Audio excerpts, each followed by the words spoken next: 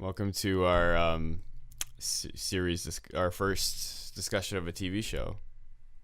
It's like a discussion, reviews, our Reaction, thoughts, post-watching. reaction.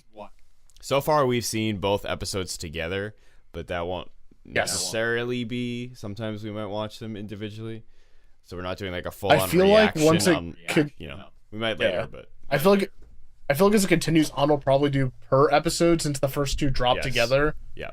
And like it's a week between episodes, which is like archaic nowadays, and now it's like coming back to where like streaming services are dropping things a week at a time, and I'm like waiting for episode 3 now. I will say, if you're questioning whether or not you should pay for Apple TV because you really want to watch this show, don't. And that's not because that has nothing to do with the show. We'll get to our opinions with the show. In fact, not to just jump to the lead, but like we like it quite a bit. But Apple TV probably has like 4 movies total.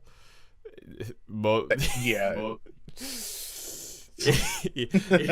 guess. There's it's the shows seem good. Like I've heard Severance is good and stuff. But I've heard Severance is incredible and I want to watch it. But it has the Martin Scorsese doc that I haven't seen yet that I want to watch. It has Killers of the Flower Moon, Coda, and then apparently I bought No Country for Old Men on Apple TV Plus for some reason because this is. Oh, so you can buy stuff on Apple TV Plus as well? Yeah, but I don't know why I would have done that, but I have it. So does that mean I needed the subscription to access it this whole time? I don't know. That'd be shitty. Yeah, that would suck. But there's like 4, maybe 4.5 movies on here. So Apple TV is a no unless you're really you're more into shows. If you're into movies, I would not recommend. It's kind of like if Netflix, not even because Netflix has a big range, even if you don't like a lot of Netflix like pricing and stuff. Because like you can make the arguments like, oh, it's like the Stranger Things or like the I don't know what's another big Netflix original, Dead to Me. My point is like people subscribe to Netflix for like sometimes one show and then they'll cancel it. Apple I think is like even more of that, where it's just like it's got Severance and it's got now Pluribus and like maybe a few others that I've not heard of. Like I think there's like a Godzilla one that looked interesting, but I've never once heard about it. So yeah, and I don't know. There's a few like movies, Apple TV Plus movies, like I mentioned, Killers of the Flower Moon. Which is a great movie, but I fucking saw that in theaters like a real cinephile. So, to me it's like HBO Max, but like with literally nothing. Like if you just went on HBO Max and like just got rid of everything. Like HBO Max is my favorite just because of the library. I think the interface has to go to Netflix for the best, but Apple TV is just like the mid-ass UI of HBO Max without the cool library. So it's like stupid. And I know that it's kind of a double-edged sword because I used to really like how TV shows came out weekly when it was just like a thing where it's like, oh, you wait for the week and then like each episode releases. But then we got spoiled by streaming services where they were like, oh, here's all 8 episodes like that. But now they're like going back, but I can't help but feel it's scummy because it's a subscription-based model to where it's just like, well, we're going to milk them for every like dime that they have. So like, let's just wait for weekly releases. I don't know. It just feels weird. Yeah. Especially when streaming services are getting more and more expensive. Disney Plus doubling their prices. I also would like to mention that I paid Apple TV for 1 month and it was $13, and then randomly Apple also just charged me a separate $10 fee for no reason. It's the privilege of using Apple TV, Josh. You just have to understand. So unless there was something else I was paying for on Apple that just also happened because I got both emails at the same time.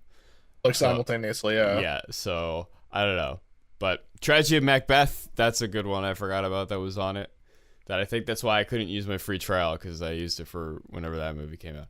Anyways, that's our quick little bonus review of Apple TV.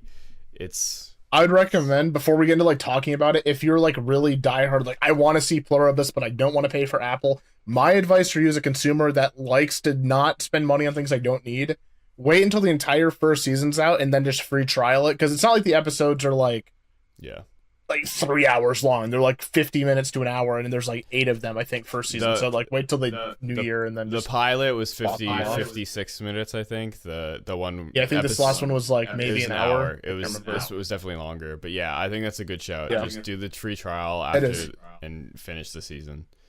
And I want to be clear, it has nothing to do with the quality of Pluribus. It could be like the best show of all time, and I don't think for streaming services, like, justifying it to me is just like a little crazy for like 15 a month. If anything, Pluribus is working in its favor, but it's just not enough. I agree. I think that a lot of people will buy Pluribus. People will buy Apple TV just to watch Pluribus. I mean, I have swore off Apple TV since day one. Even for Severance, I want to watch that at some point. But I saw Pluribus and I was just like, got me. Yeah. Okay. Like, gotta do the.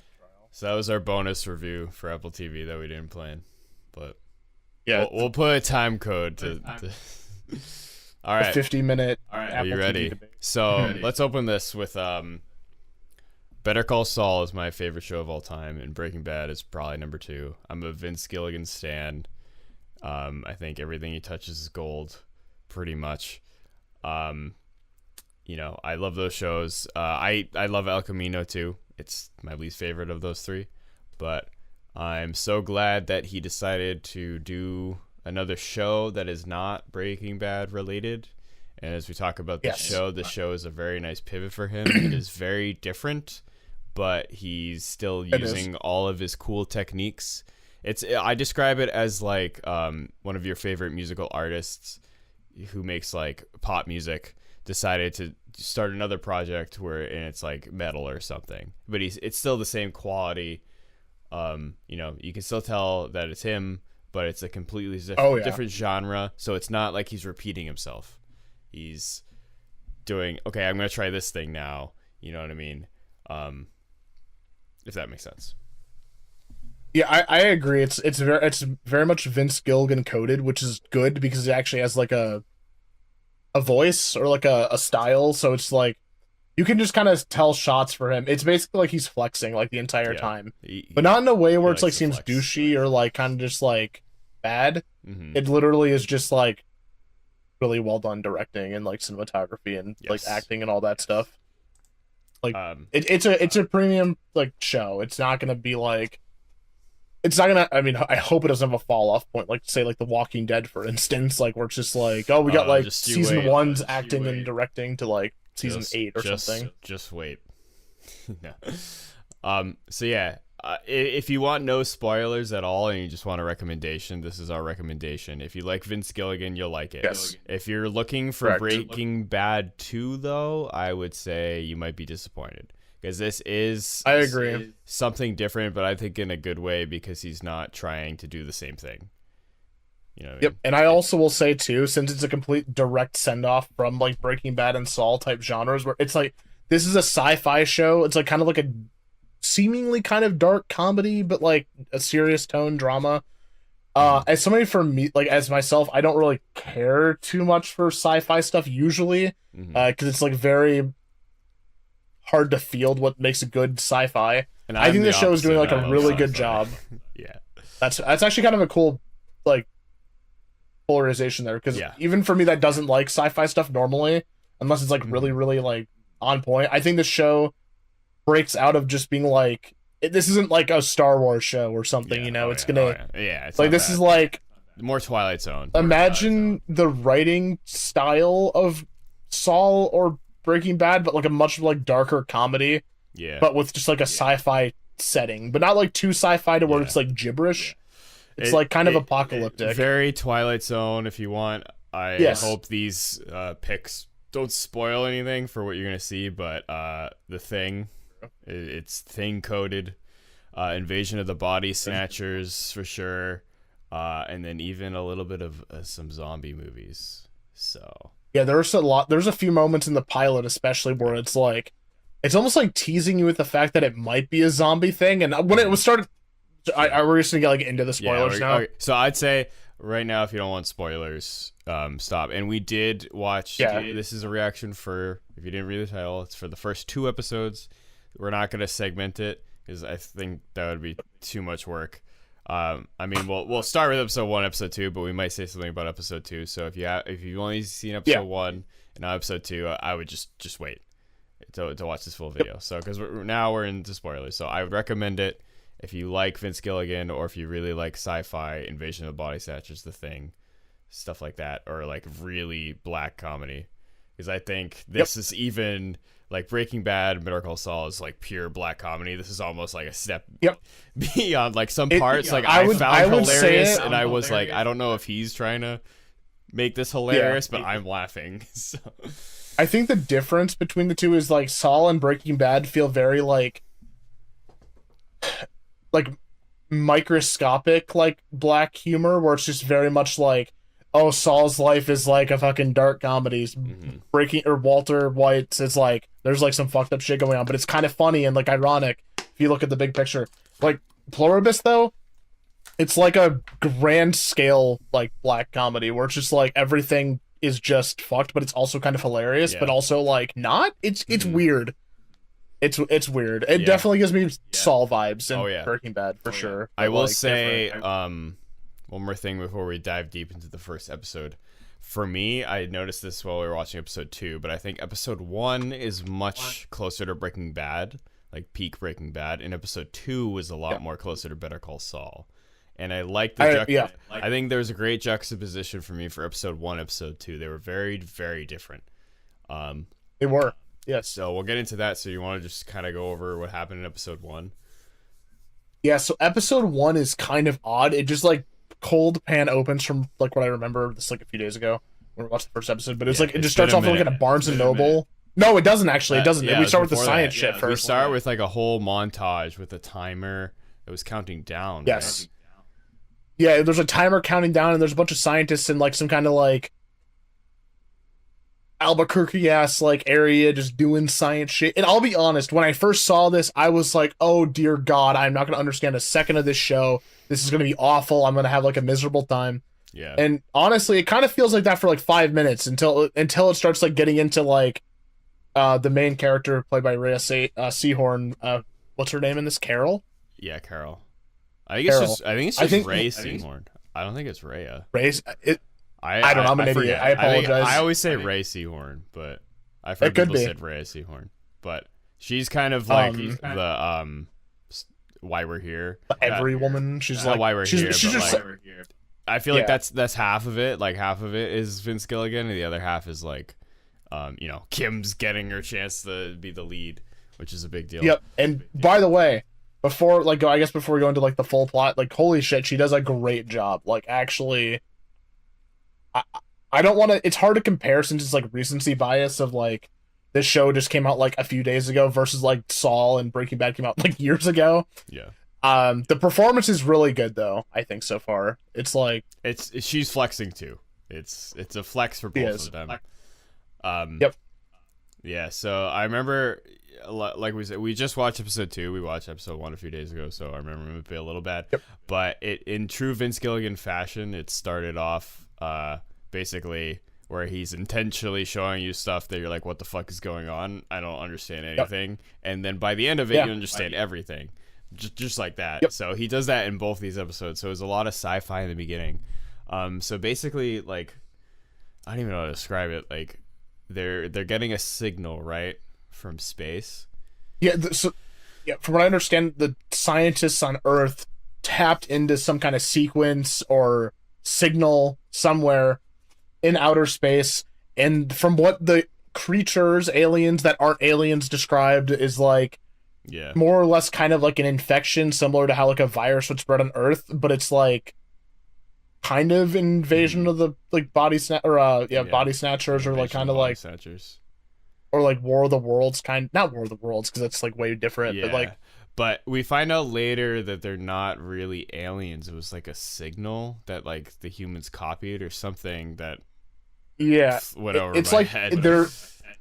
It's like they're alien but not aliens. Like they're not from Earth. It's not like but they're not like green men. It's not like a being. It's not like The Thing where it's like an alien. From what we know, at least first episode, 2 episodes.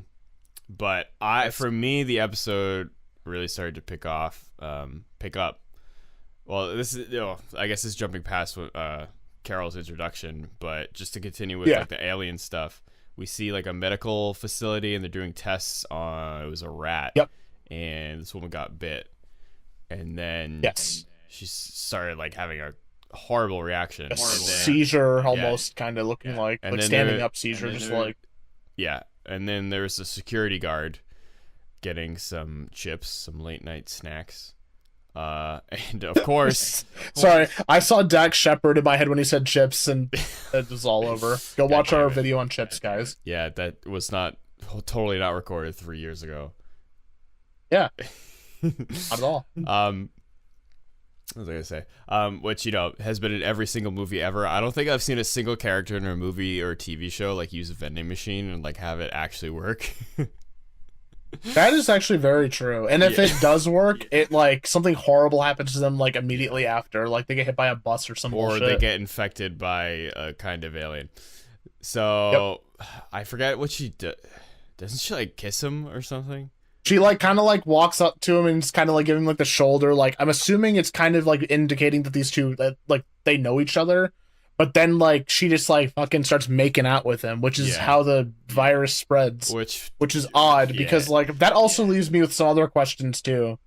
Where it's like if this is only spread through like kissing them in the mouth, like how did like billions of people like get impacted? Because surely some people would just have like the know-all to like just be like, don't fucking make out with me, bro. Yeah, true. I don't know. It could be something else too. Yeah. But. So that happens, and then we also see the other guy, her partner that she was working with in the lab, come out too, and he's infected. And then they do this crazy montage, which Vince Gilligan's the king of montages, where they get like all the like samples they have in the lab, and they start infecting all of them. Like it's like super fast, like literally like the Thing speed run. Like these guys make the Thing look like a bitch. Like, which is crazy because like half the first episode is very much like it feels like it's gonna be your Breaking Bad, your Saul. Like I'm no spoilers for those shows, but they take at times like seasons to kill off like characters, like the big ones. It's like fucking 5 seasons in, and like a main character, it's like holy shit, this is like a fucking. It's a very slow burn. This show feels like it starts off like that, then half the way through the episode, the entire planet's dead. Like dies. Everyone is like infected. It's kind of insane. And I will say, when it's like going down where Carol, Ray Seahorn. Is it Ray Seahorn? Yeah, Ray Seahorn, her character. I'm pretty sure it's just Ray. Okay, so when it's going down, when the apocalypse is kind of happening, I think it was very like well shot. It felt like a blockbuster, and not in a bad way. It felt like Vince Gilligan's take on like the zombie apocalypse going down. Like think of like first episode of Walking Dead, but instead of zombies, there's just like people walking around, but they're just really nice, and that sounds really stupid. Yeah, but it isn't. It's weird. Which we'll definitely talk about more when we get to episode 2. It'll become more clear. So, and then we have Carol's introduction, which I believe happens before that lab stuff, right? There's like the sequence in like the Albuquerque, I'm assuming, desert where they're like doing stuff with like space arrays and bullshit. Mm-hmm. And then she's just like at a signing for a smutty romance book that she wrote with her. So they introduce our lead character. She's a writer, which is very different from Kim. I will say that. That's a good it is. Things. I love the kind of like different vibe. Like that's such a different vibe for her. I agree. But she writes like these kind of like really shitty like Twilight wannabe like books. It's smart. It was a little cringy, but at the same time, I feel like it might be like just really like funny. Like he might be like, because there's a little bit of commentary that she like kind of doesn't like the book she's writing or her fans. There's a great montage with their fans. There was like a very Better Call Saul thing. There's something to do with a sword or something. So they do that. We meet her girlfriend or wife. I don't know, and I feel like it was definitely intentional the way they shot it, to where like until stuff happens later on in the episode, I wasn't even sure. I honestly thought they were friends, which is actually kind of genius in my opinion, unless I'm just not paying attention and I'm an idiot. It doesn't really say until later on that they're a couple, because it's kind of hinted at in episode 2, not to spoil like right ahead of things, but like where a character is envisioned as like being, she writes the characters a male in the book, but in reality it's supposed to be a female because she's into women, supposedly, from what the show's telling us, because she's obviously dating a girl. Because and then they go to a bar. We get some cool little stuff that well, I guess we'll find out later that Carol's had some alcohol problems because she has a breathalyzer in her car. Or she's just being extra cautious. And then they go to a bar. Or triple extra. It could be like a futuristic bullshit thing where it's like sci-fi, like you have to like blow into it. I don't know though. So that's something I think this place is this is a contemporary show. Like this takes place in modern day. I don't think it takes place. It almost feels like 2000s because of like at times with like the landline in the second episode or in the first episode too. Even it feels very like. Didn't she have an iPhone? Wasn't she? No, wait. She had a flip phone, didn't she? When does Pluribus take place? I think she did have a flip phone, but I also could be just picturing scenes from Saul, so I might be just like or Breaking Bad, flipping. Or Breaking Bad. I think it's definitely later than present day, 2025. Okay. So she's the one person in 2025 with the landline. Which, actually, when I saw a Day to Remember yesterday, I saw someone with a flip phone taking pictures of the concert. I was like, no way you're gonna go back on your flip phone and look at those like 5-pixel pictures of a Day to Remember with like the. I kind of respect it though. It's like, I don't know. It was really funny. Anyways. So this scene at the bar, we get Rhea Seehorn smoking, which is always great. So 5 stars right there. It was really funny too because like she goes to her what was her name? Anne? Who, the girlfriend slash wife? Yeah. The love interest. Helen, yeah. I don't know why I was thinking Anne. But she's like, do you have your cigarettes? And she's like, but you don't smoke. She's like, not yet, or something. Like today. She's like, I do tonight, or some bullshit. Yeah, which is like, I'm starting tonight. But it was just like a perfect way to just like be like, this character is not Kim because Kim smokes. But we're still gonna have Ray Seahorn smoke cigarettes because that's which I think is good that they're doing that distinction, because throwing ourselves under the bus, the entire 2 episodes, there would be a shot or like a fucking thing in the background like, oh, it's so Breaking Bad, oh, that's so Better Call Saul, which you're obviously going to do those things because it's like a Vince Gilligan show and it's going to like look like shit. Like the cul-de-sac area where she lives literally looks like fucking Hank Trader's house in one shot. Like you're just going to have like scenes like that where you're just like, oh my God, is that a reference? It could be, but it also could not be. And like I feel like that's an important distinction to be self like referential in the fact that I'm like gonna be comparing a lot to Better Call Saul and Breaking Bad. For sure. But like, I don't know. Yeah. And then the bar scene. So we get some important dialogue here because they're talking about the book that she wrote.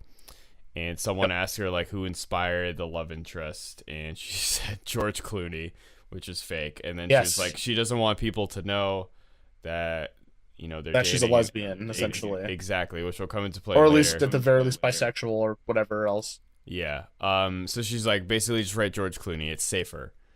And then we get the car crash with the guy in the truck, and that's where all hell breaks loose. Yep. So this episode, I don't even know how to describe like this part of the episode to the end was insane. It was. I feel like the shot where she's like checking on the guy that crashed, and then in the foreground you see Helen, the love interest or like the wife girlfriend character. She's just kind of like tweaking out, just setting like doing this, and then she's like falls over backwards and just fucking bashes her head in the cement. It's like, oh, like, because I thought it was going in a direction of like, this guy's infected, he's gonna like try to kiss her or do something to infect her. Yeah. But like the entire planet at this point is like affected. Literally, and everybody in the world dies right now. Yes, and there was a reference before this that we picked up on. In the bar on the TV, it says something about like an Air Force break-in or like an Air Force place. And they were looking at planes in the sky.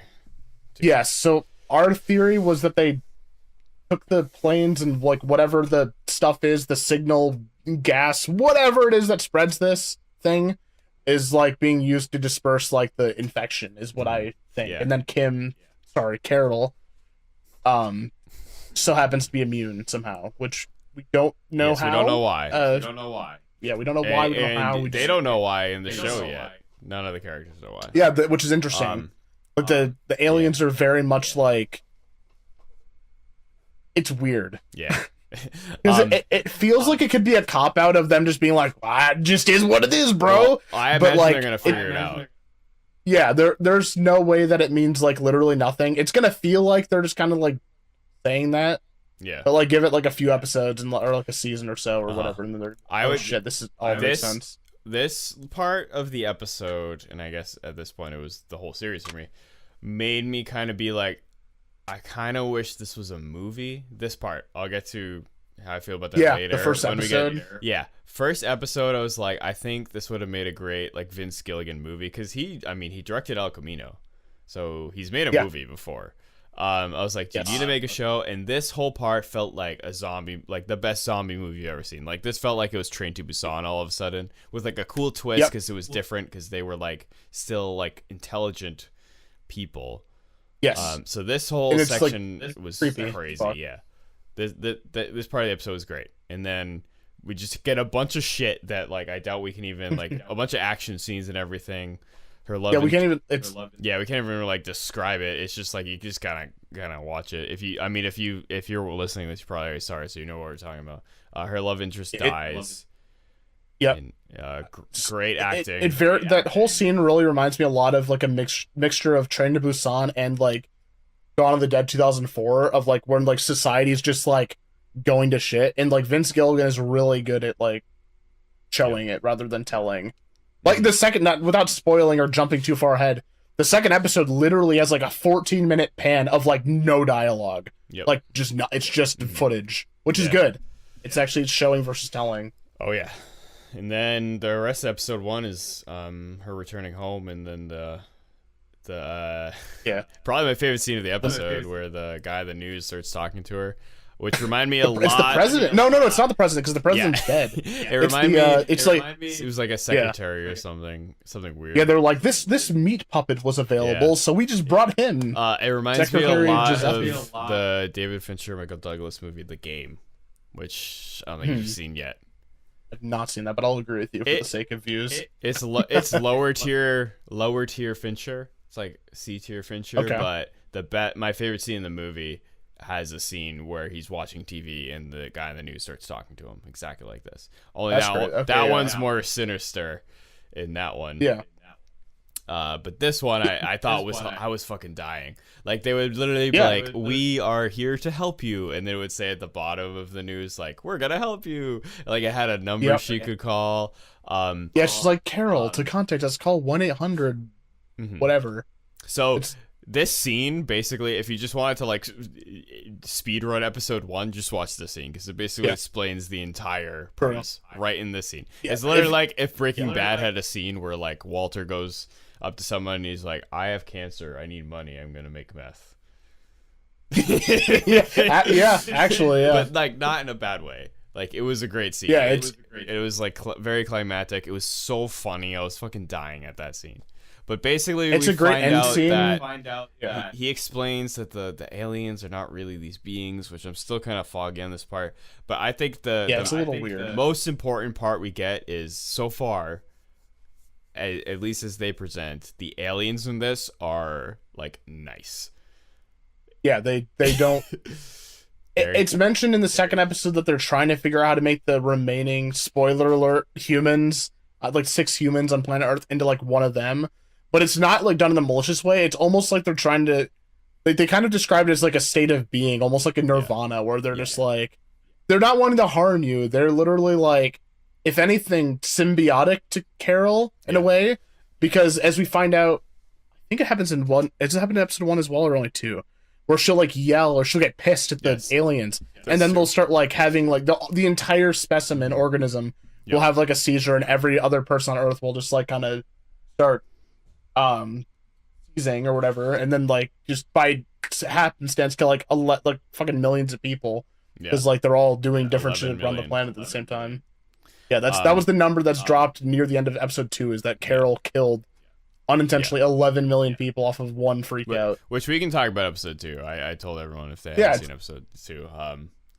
Then so that's it's like basically not to bury the lead. It's basically Invasion of the Body Snatchers / The Thing if like the Thing was like a cool guy.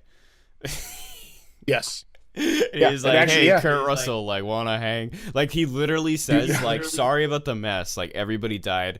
We're gonna clean everything up for you. So they're like, don't go outside. And you're like, oh no. But they're like, because we want to make everything look nice. So and then you can go outside. Yeah, we don't want to upset you. They're like, we'll bring you some food, like anything you need. It's like, oh man.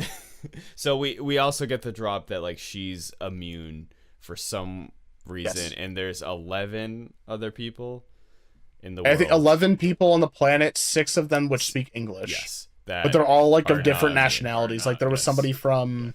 So it's everybody in the world. Everybody is, and that's episode 1. So do you want to like give our review scores, impressions on episode 1 before we get to 2? It's hard because I don't know if reviewing it, like giving it a score, feels wrong. Because I feel like it's gonna change by the time this series, like, or even the season is over. Yep. Because like, we're gonna. If I were to go off of just like the pilot alone, I do have a score too. The pilot alone, if we're just like in a bubble, because like, I'm gonna review this kind of like, as if this episode were in its own bubble, like the show from episode 1 is like the show, like a movie. Like, let's just see how it like ends. I would probably give it an 8 out of 10. I was thinking the exact same. For me, it's like an 8.3. Yeah. If I was rating this on Letterboxd, I would be like going back and forth between 4 and 4.5. It would be like a light 4.5, strong 4. And the reason why I'm hesitant to go higher or lower is because we don't know. It's completely vague and in the dark, which is cool. I'm completely down to clown. I am 100% in with the premise of the show. Yeah. But if you compare, like, say to I was talking about Lost earlier and offline. It's not as good as that. If we talk about like the Lost 2-part pilot, no pun intended, with like pilots and planes crashing. Like if you watch the Lost part 1 and 2 of like the pilot, that in itself is like the entire hook of the show. Like it is all there.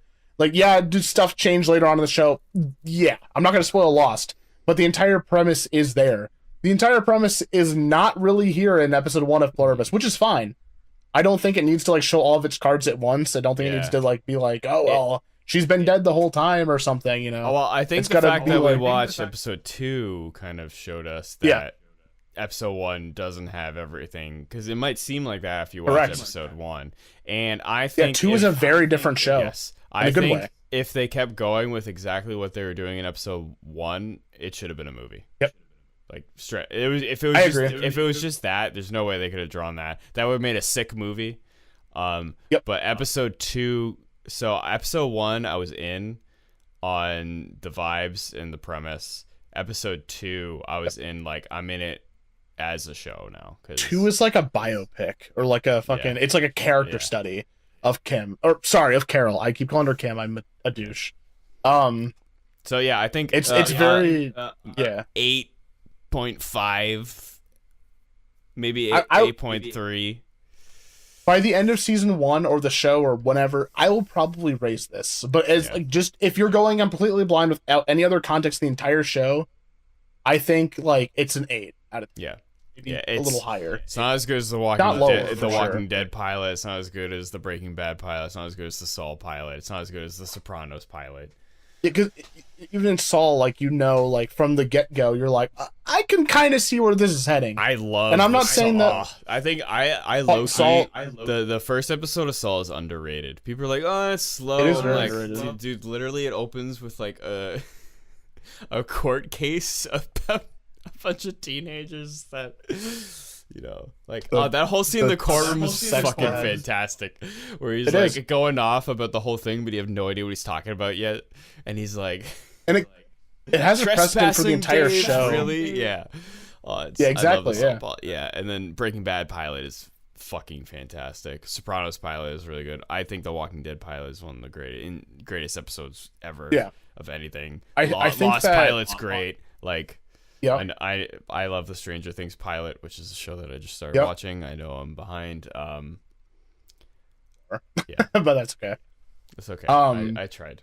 I feel like Pluribus in the pilot is like a masterpiece in terms of like character storytelling, but in terms of the overall plot, I think that's where it's closer to an 8 out of 10 because like you don't know what the show's gonna be about. And interesting, like you said, episode 2. I'm like. To me, the biggest weakness was like the character stuff. And maybe it's because like Better Call Saul and Breaking Bad are such character specific. Like you watch the first Breaking Bad episode, you know who Walt is.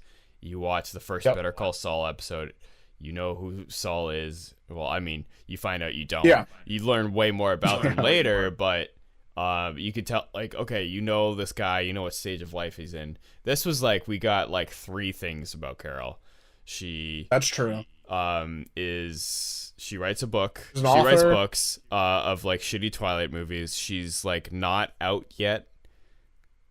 So at least for her public persona, it seems like she lives with her girlfriend. So like she's probably out to like her close family. And she's a former alcoholic, but still drinks. Yes, in which I wouldn't even say former. She fucking gets like loaded in the second episode. Oh yeah. Well, understandable circumstances. That's fair. That's fair. But like, you know, she has a breathalyzer in her car, and like, you know what I mean. A really funny line. She gets in there, and you don't know what's happening, and she gets out of the car, and she's like, I just had 1 mojito. Are you serious? And then her girlfriend has to drive. So I like her character a lot. But right now, it definitely feels like I'm just watching Kim. You know what I mean? In the first episode, I would agree with that, but it's very much like it's not like the Breaking Bad first pilot, episode. Where it's like it's all about her. It's, to me, this was more about the premise than it was. The first one's definitely a hook type of show, which for a pilot, you 100% need, and as a pilot, it succeeds very well. Well, yeah, but like all pilots for me are a hook based, you know what I mean? But like they have to be to sell it to the network. You know, they're not going to go to Apple and just be like. But I'm saying that like the Breaking Bad, the hook was the character. This, to me, the hook wasn't the character. That was like they set up the character nicely for later, but the hook was the premise, which I guess makes sense because it's just like literally the world dies, so you didn't really have time for like, you know, what's Carol's favorite movie. Exactly. You know what I mean? I wonder if the show will dabble into flashbacks with like. I'm hoping, because I feel like I hope so too, because I want to learn more about like the breathalyzer incident. Like maybe she killed somebody, like in a drunk driving accident. Like maybe there's some crazy like dark history or something. I think Vince Gilligan is a master of 3 things: a cold open where you don't know what the fuck's going on, and then you find out later. Very much so. Which everyone tries to copy and doesn't do nearly as well. The montage, right? And when I say Vince Gilligan, I also I know he works with a lot of the same people, like Peter Gould and like showrunners. Exactly, and editors, directors of episodes, writers. Because like even El Camino was like the same team as Breaking Bad, so I know it's like, what's that? A Tor theory, but you know, whatever. So montages, which Better Call Saul is like literally like textbook example of the greatest. I think that Better Call Saul is the best montages of anything I've ever seen. And anything. It's like they make the 80s montages like the corny type of things, but it's like cinema. The only one I can even think that's close is the one in Scarface, but that one's just kind of goofy as shit, so I love it. Yeah, that's fair. And then what was the third thing? Oh my god, I totally just spaced. You were talking about the 3 things that make a Vince Gilligan show: the cold open montage, montages. Oh, flashbacks. He's the king of motherfucking flashbacks. The only Marco? Yes. Oh, I love Marco. Underrated episode. Season 1 finale. The only better flashback than anything in a Breaking Bad or Better Call Saul is the end of Godfather 2.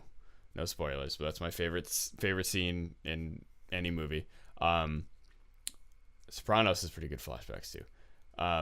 But the flashbacks in Breaking Bad, like just think of like the one flashback where it's like young Walt and Skylar and they're buying the house for the first time. It tells you so much without telling you anything at all. And the ones in Better Call Saul, like literally the one where they're singing ABBA, that's like the greatest. That's a great episode. Like it just takes this like goofy ass like just like karaoke night at a bar that like literally could happen to any of us like tomorrow, and just like juxtaposes it with the rest of the episode and makes it the saddest fucking thing you've ever seen in your life, even though the scene itself is not sad at all. It's literally just him like Saul singing ABBA like completely off key, and that's it. So master. Have we started talking about episode 2 yet? Go for it. We're kind of. I'm kind of glad that like later we'll talk about one episode, because I didn't think I was be able to talk about this much about episode 1. I thought I was gonna have not enough to talk about. Me too. Look, I feel it's a good thing though for the series, even though like we could definitely go higher, like review wise for the pilot. Like I want like to reiterate this, just because it's not like a 10 out of 10 like right off the gate. Like it's just, you need to watch this at some point. Like if you like TV shows, you like sci-fi shit, you like Vince Gilligan, watch it. So far, it could tank like later on. I hope not, but yeah.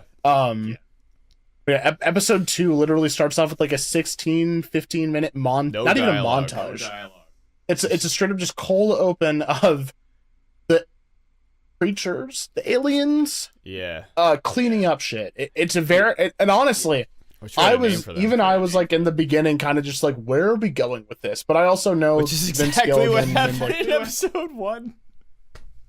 Yeah, it's just like they'll show you, like, imagine this video was like 10 minutes of just like showing a shot of this water bottle with like iced tea in it, and then like somehow by the end of the fucking podcast or whatever, like this thing saved my life and this is like somehow Jesus gave me this water bottle or something. It's gonna be like an insane twist, and it's kind of like that in episode 2 where like these people are just like cleaning up shit, and it's kind of just like a prelude for like them going and contacting Carol and basically just being like, oh, you're trying to bury your dead wife, do you need some help with that?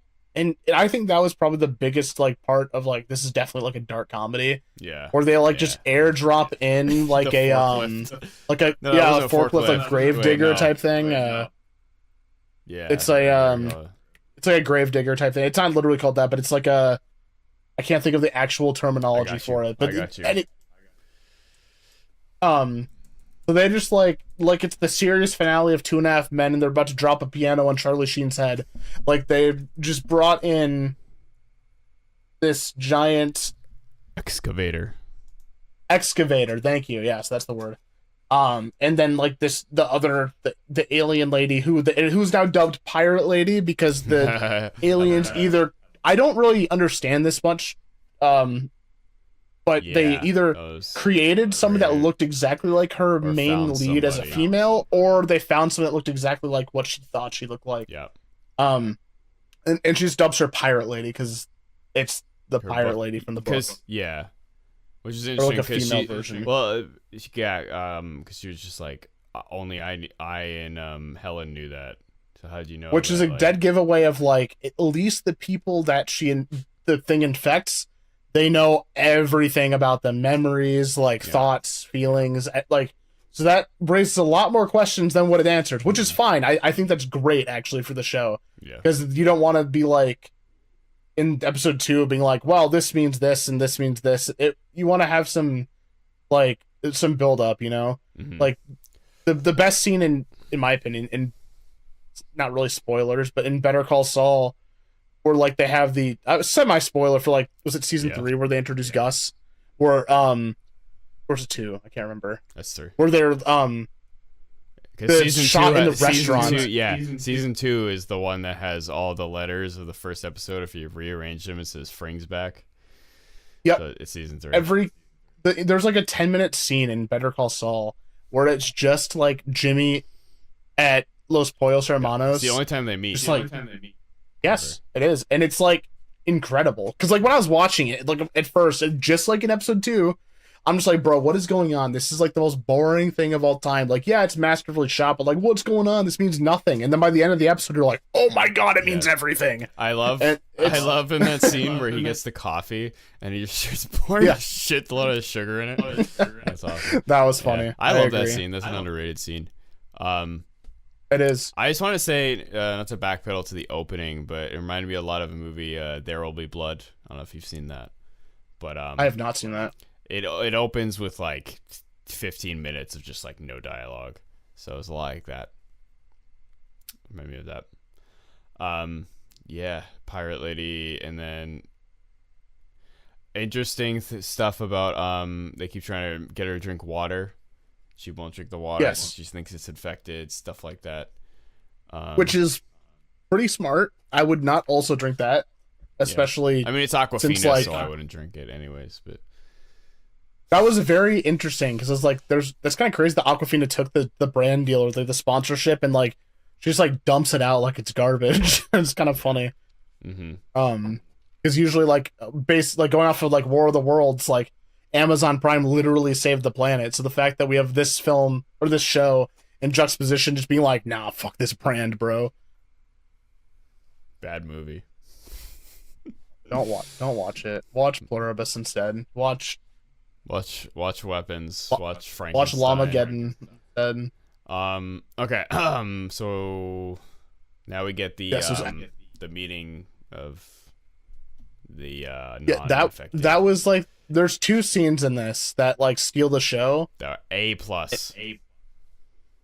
And it's why that I think that episode 2 I think is a better. I agree. Than 1. It didn't seem like it was going to be, but in the end, I think it is. Yeah, I agree. The first part of it, I was like, I'm not going to deny it.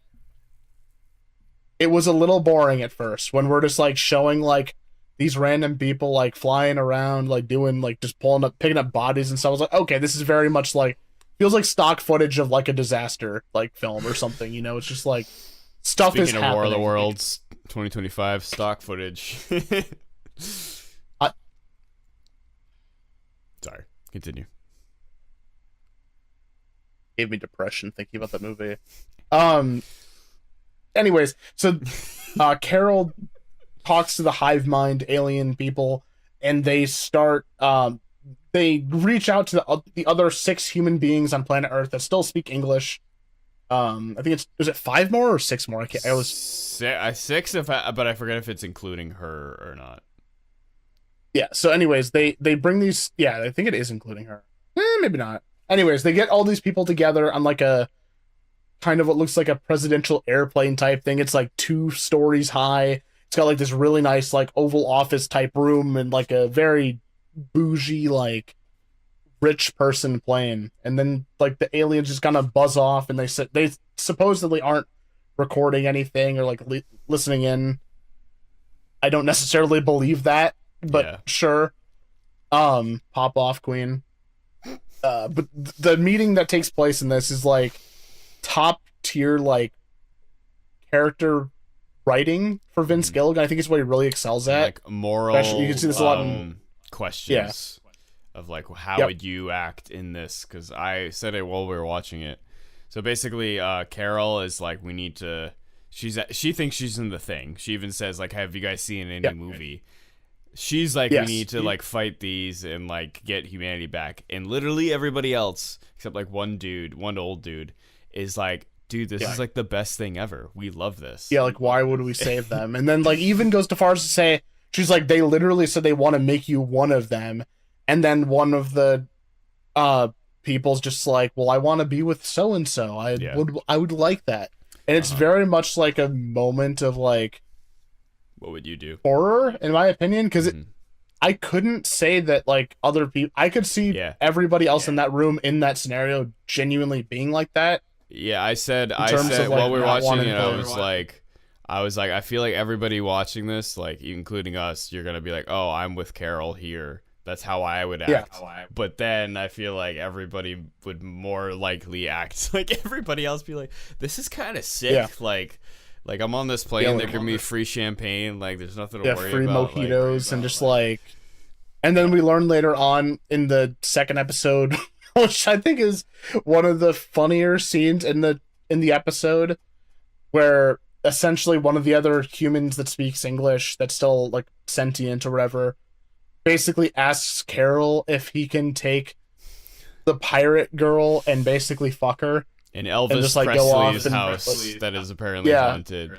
And it turns into this hilarious scene. I think she does a great job where Racy Horn just like basically just like, oh, they just offer you food and you're just gonna stick your dick in all these like aliens and shit. And it's just like a crazy like mental break, like, and it's like deserved. It's funny. Yeah, essentially. Yeah, valid crash. Yeah. Speaking of valid crash outs, the dinner scene, I think. Yep, that's the best scene. I don't know which one's better. Do you think the airplane or the dinner scene was better? I think like from a like discussion wise, like we could probably delve deeper into the airplane scene and like what's going on there. And like I said, I think most people would think they would be Carol in that situation, but I'm including myself in here. I would probably be like the dude with the Saul suit who's like, yo, this is kind of sick. Because this is a question I'm going to ask you later, but as far as we know, these creatures have no malicious intent, and it could just be like our like, we've seen too many movies like this where we just assume that they have to be evil, but maybe they're not. We just don't know. But it just raised so many cool questions in there. And it was just so cool that like, you know, Carol was just like gung ho about like, dude, I'm fucking Invasions of the Body Snatchers, and just everyone else was just like, excuse me, no. But I think the dinner scene, acting wise, like dialogue wise, was just so good, and it was so funny too. Like it was literally a perfect scene, and then just ended on her falling over. It was just like perfect. Yes, like the plane scene felt like a start to like her basically being like, guys, we're gonna do something about this. And then like the dinner scene was just like a full on just like feral, like, you guys are fucking insane, you guys are nuts, you're literally traitors to humanity. Like, you're choosing, like, these small pleasures over, like, literally saving billions of people. Like, you're fucking selfish assholes, essentially. And then, like, she, like, storms off and then passes out. Because, like, mad drunk. She drank, like, 3 entire glasses of champagne, like, just because she's pissed. She's just, like... She was just throwing down in white wine, like rosé or something. Like, literally just, like... Yeah. Like, she walks away and then she falls over. Interesting thing we learn here is that we think that animals are infected too, and that's why they freed all the animals. I was confused on that. I think they are, because they said they freed every animal from the zoo, and they do not kill. Like they had meat there, and they were like, this is like the freshest meat we could find that was already dead, but we're not going to kill anything, like not even a bug. That was an important distinction too. They don't like to kill anything. They can, because somebody talks about, like, what if you accidentally step on, like, an earthworm or, like, a mosquito or something? Like, we don't do it on purpose. Yeah, so it's, like, at the very least, they're sentient enough to be, like, we don't like killing. Which is interesting. Very anti what a virus is, because if you know what a virus does, it, like... I mean, to be fair, viruses do act as, like a symbiote, or, like, they need something to, like, basically control, because, like, a virus doesn't want to... Even though it does try to kill you, it wants to, like, exist in something that's alive. So it's, like, kind of weird. But I don't know. I don't know what these things are, and I feel like that's going to be the biggest hook of this show. Mm-hmm. At least maybe in the first season of, like, like, what is going on? Like, so, I'll just say it right now. Do you think these things we're going to find that they're malicious, or that they're actually not? They might... It's going to be one of two scenarios. It's either that they're not going to be malicious by intent, but because of them just trying to survive, are going to cause problems for the human survivors that is like indirectly malicious, or they're going to legitimately have to choose survival over like wanting peace. Yeah. Because like Carol literally on a snapping point can like pushes one of the things and kills like 11 million people, and they all like freak out. But, like essentially they're kind of like terrorists, like negotiating with Carol, like honestly throughout the series. They're basically just like, please don't freak out, you will literally kill us all. Like, so it's interesting. Like, yeah, would it be beneficial for her to freak out at these things and kill like all these innocent people? Like, hear me out here, because like we don't know like what's left of these people, like if they're even human at all anymore underneath like the, you know, the skin. Yeah. Like, is it more beneficial for her to basically take the initiative and be like, okay, well, maybe to kill the virus, you just gotta like, as she says in the earlier in episode 2, you gotta break a few eggs, essentially. Like sarcastically, now we're but maybe like that's true. Now we're getting into like Blade Runner territory of like, are these things human? Is killing one of these like the same as killing a person? Because she kills 11 million of them. She only harms one person. One non-infected person is very slightly injured. Yep. Who got in a car accident, and then her grandpa died, who was also infected. Yes. So it's so it's kind of, you know, very Blade Runner. So we'll see. And then I think this episode ends on a great cliffhanger too, of just her. It does. Great shot and everything. So she's like, she's like getting ready to leave, like on her flight home to like just like to leave everyone, because she's basically just like tired of everyone, which reasonably so. Like everyone's been like, especially one of the women in the group that probably mad hungover. Yeah, true. The one woman in the group who she accidentally gave stitches to and killed her grandpa, she like clearly has like an attitude problem with her, which character wise I kind of get it, but it feels like a little bit of like the characters in the plane are a little bit not caring enough that their friends and family and everyone else that they love is like literally not them. Yeah. It's a little weird, but I can't say that it's unrealistic, because like you said, they're getting literally everything they want. So like, who's to say they wouldn't do that? Mm-hmm. Especially with like 8 billion people on the planet or whatever. So yeah, I think season 2 definitely made me even more interested than I already was. Season 2? You watched season 2? Yeah, season 2 is great. You know Vince Gilligan? What the hell? You got like a freaking season 2 pass? He was like, all right, Josh, I'm gonna show you the new Pluribus. Just don't. Why does he sound like Timu Matthew McConaughey? Because he's from Texas. Anyways. It definitely made me even more interested in the show. I'm still not like, hell yeah, like this is my new favorite show. Like, it's weird to say that. This is gonna sound really weird. I cannot wait for episode 3, but at the same time, I don't know if I'm completely sold on the premise. I'm sold on it, but I'm sold on it. We don't know where it's going. Like, you know, it's just not. It's never gonna be Breaking Bad or Saul, and I know that, or like even Game of Thrones for me. Like, I don't feel like at the end of the show I'm gonna have like as much as an emotional attachment.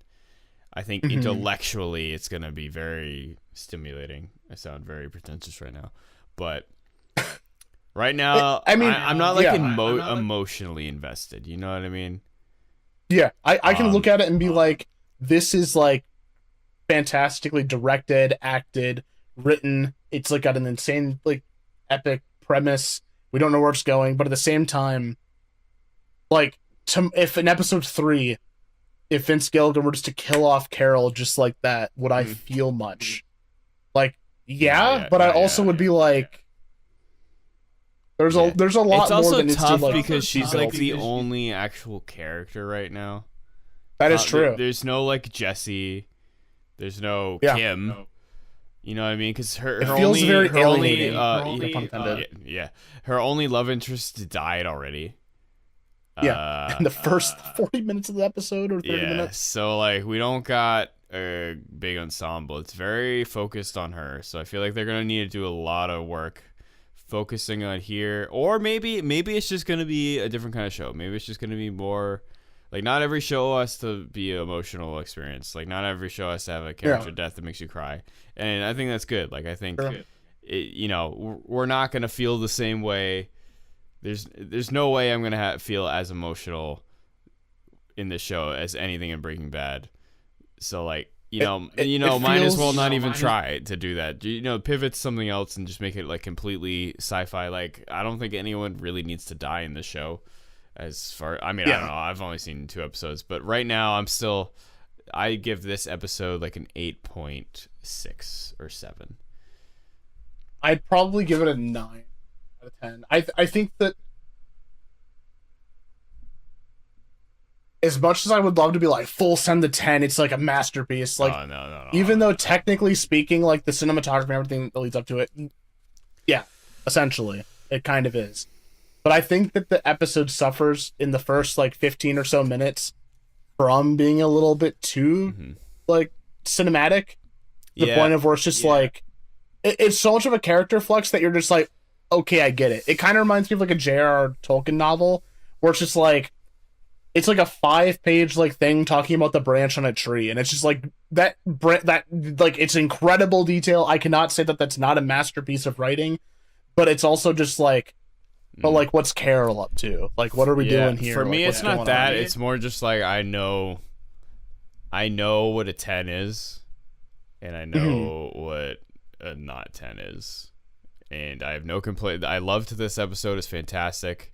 Dinner scene was awesome. Plane scene was awesome. I have no complaints about this episode, and it made me more interested in the show. But I know what a 10. I know what a fucking 10 is. You know what I mean? Like, the fucking train heist from Breaking Bad is a 10. Like, I just know that it's not the same. It's just not that. You know what I mean? I'm not in love with this I think it's good yet. that it's not trying to be that either. Yeah, like, I'm glad. or at least same level of quality. Like, I don't love this show yet. It would be weird if I did after 2 episodes. But like, I think it's really good. So I think 9 is the highest I'd give it. So I still hang around like an 8.7 for me. That's fair. I definitely want to see. It kind of reminds me of like when I first started Breaking Bad, where I was like not super sold on it. I think the pilot's like a masterpiece. Like, looking back, yeah. But like, I wasn't like back then when I first watched, I wasn't like completely sold on like, am I invested? And I feel like it's kind of similar to this. I wonder if we're going to look back on this in 4 seasons and be like, wow, this aged really poorly, and like, we're just like complete like idiots, which I think would be good, but I also don't know because I'm not fucking sentient like 4 years in the future. So I don't know. It's just also a lot harder now because like, I remember watching Breaking Bad and Walking Dead, and like, that was it. That's like all I had to do. Yeah. Like, now it's like there's so much shit. Like, I gotta watch Severance now. I've really wanted to watch Succession. Yes, Succession. Succession, yeah. Succession, yeah. What was that on? Is that on HBO or something? Yeah, it's on HBO Max. And my favorite band, they didn't just release an album that is based on Succession, but the lead singer said that he watched Succession and then got the idea for the album. So it's basically like inspired by. So there's that. I should finish. Legally not inspired by it. Yeah, I should. I want to finish The Boys, which I'm like pretty mid on. I've heard it starts off. From what I've heard, it starts off insane, but like it's bad. From what I've heard, I'd say the pilot is like equal to Pluribus pilot, if not maybe even a little better or a step down. But and there wasn't like a big jump the shark moment. I just kind of slowly realized that the show was like very 50-50. Like, they would have they would have scenes that would just be absolutely incredible, and then you have scenes where I was like, this is stupid. But I at least want to finish it. Peaky Blinders is one that I keep jumping back into and never finishing it. Heard good things about it. Yeah, it's good. It's very Sopranos like.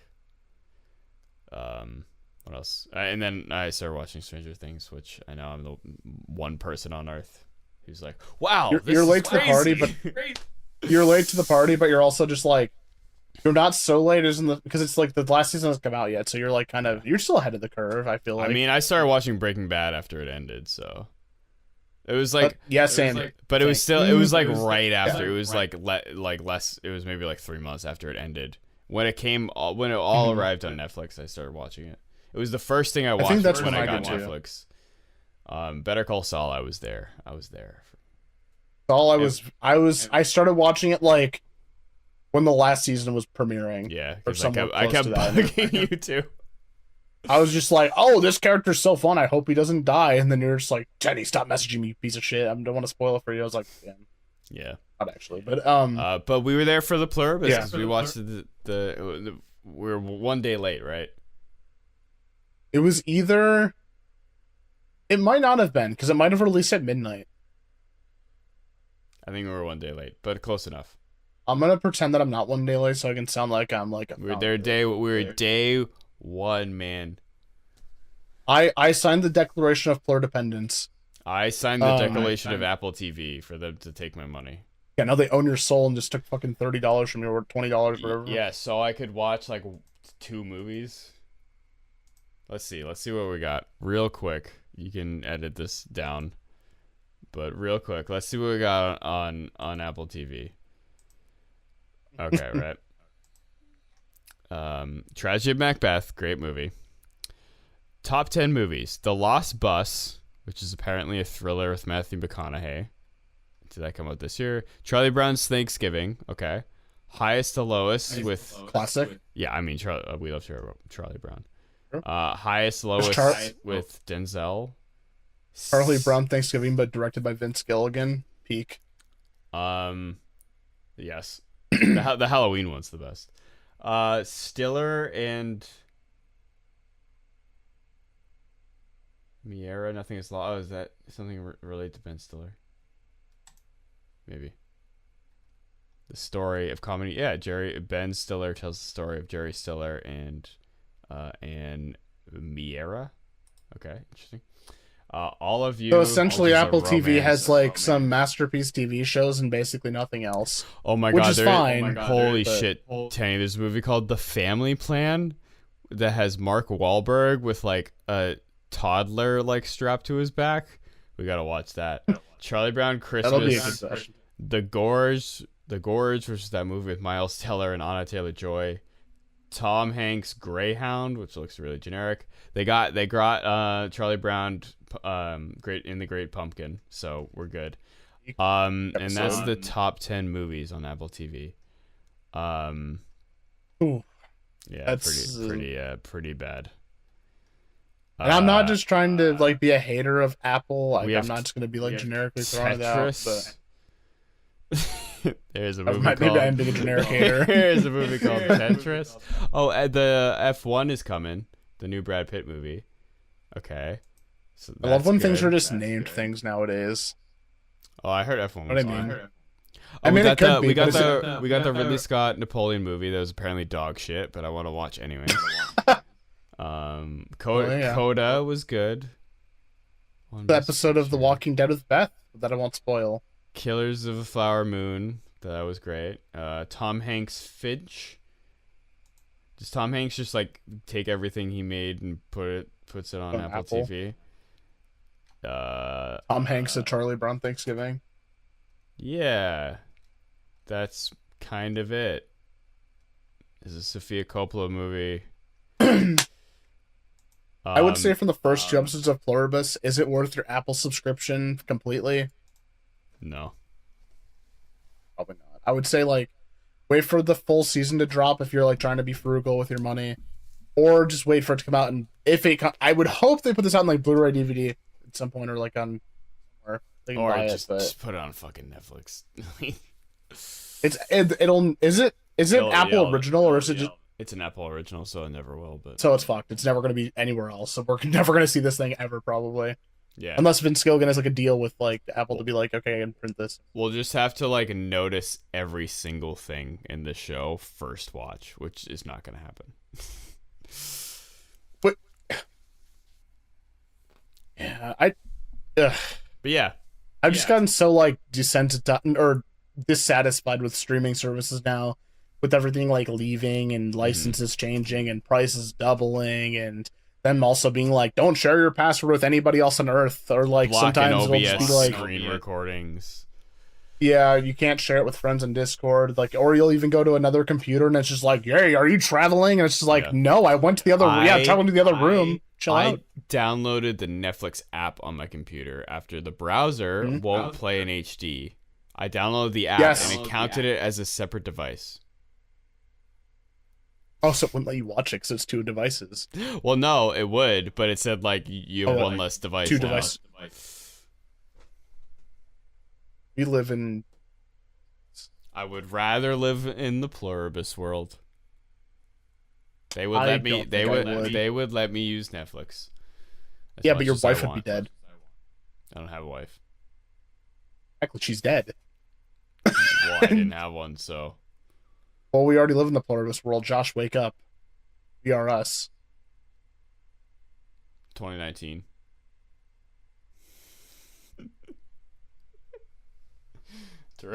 Directed by Jordan Peele. What if Jordan Peele's the only other like English-speaking survivor other than the other 5 people? Like, what if that's like the twist? That means it's just Key and Peele. Oh my god, that'd be an incredible twist. All right, well, that was our first. Yeah, I give episode 1 an 8. I give episode 2 a 9. That's my ratings. Yeah, the only thing I think we left out was some predictions. We touched on it a little bit. Prediction. I think that Carol is going to go to a much darker place, whether she turns into more of like a vigilante, like kind of like morally gray, darker character like a Walter White or like a Saul Goodman.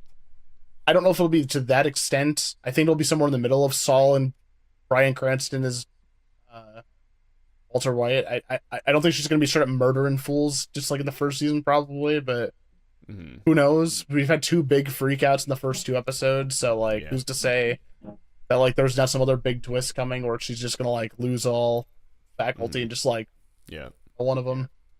Yeah, I don't know. It's hard to predict a show like this because the only thing I can predict is that whatever I can come up with won't happen. Yeah, exactly. So I predict that whatever I think is gonna happen is not gonna happen. This is like me predicting the weather in a country I've never been to, like next week. On a planet. Like, yeah, I think yeah, exactly. I think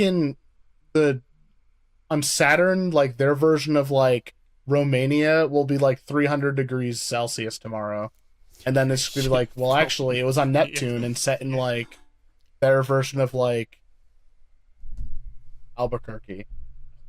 Not that every planet has like. I'm just assuming that other planets just have like Earth like variations of it. That'd be cool. It would. Anyways, maybe we should write that show.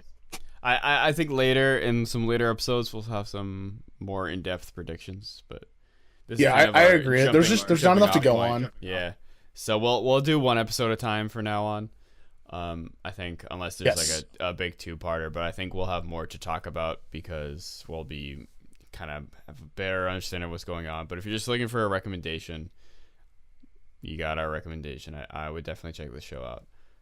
I wouldn't. I think it's great. If you have Apple TV, 100% check it out. If you don't, I'd say like if you're a huge Vince Gilligan fan, Ray Seahorn fan, try the free trial once the season's over. If you're just looking for new shows to watch, I'd probably look somewhere else unless you already have Apple TV. You have it, the whole season will be out. I think it said on the day after Christmas. So just like wait till you're like at your relative's house for Christmas. Just like the day after Christmas, just sit down, relax, get an Apple TV free trial, binge the whole season. I think that'll be your best shout. Because like right now, I feel like honestly, even though we've been spoiled by streaming services in the past, I can't help but feel like I would be more intrigued if the whole season just dropped. Yeah. Since it's on streaming, we have to pay for it. If it were TV, it'd be different. Because I like it because we're doing this series now, so it's gonna be we have like an incentive to do it because we're like able to kind of like slow burn talk. But as a guy that likes just watching things and like knowing what's gonna happen, I would love to just be like, oh, I'm on episode 3 a.m. like, oh, I might just finish episode 7 of Pluribus, you know. Yeah. Okay, cool. Well, thank y'all for watching. Put your theories, comments, questions, concerns, whether you agree with us, disagree with us in the comments. I think that's the best part about media is like people disagree. Our friend group gets into like arguments all the time about things. Like, for instance, Josh loves Halloween 3, and I thought it was worse than the Black Plague. And we argued about it for like an hour and a half. So if you want to see us argue about Halloween 3 at some point in the future, let us know in the comments down below. Tenney just doesn't like fun. True. I basically hit everything. You know, on second thought, don't watch our channel. Don't watch Pluribus. Don't watch anything. Go to bed because it all means nothing. Just sleep for the rest of your life and then die. And subscribe. Oh yeah, don't forget to subscribe because we need money. Bye. Bye. Bye.